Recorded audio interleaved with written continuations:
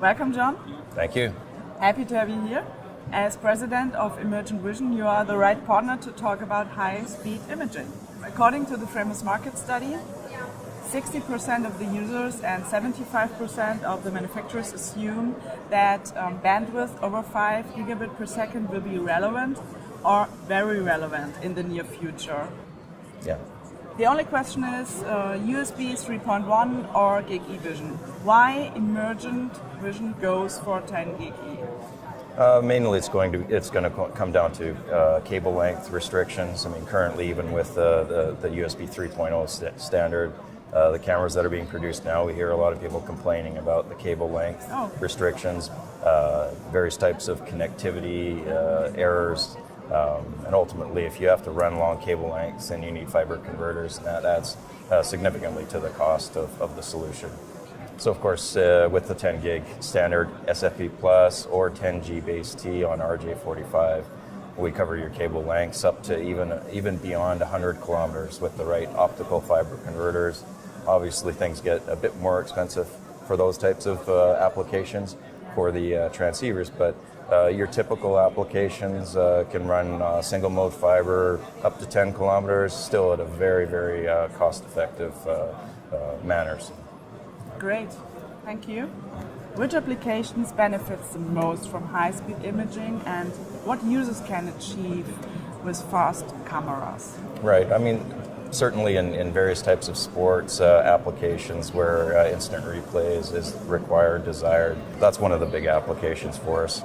Various types of stadium applications where they, with our HR series of cameras, where you have to have long runs of fiber, up to, in some cases, running a kilometer around the stadium.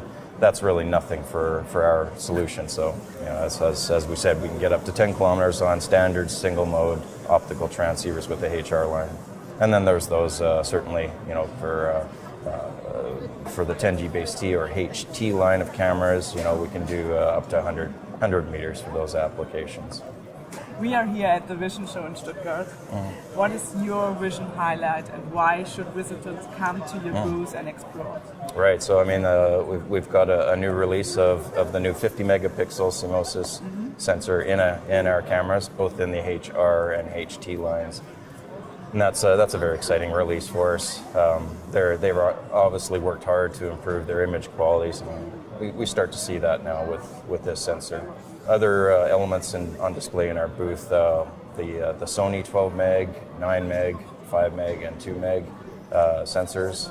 So they're actually very high quality as well. So that should be a real benefit to many of our customers who are looking for the optimal image quality.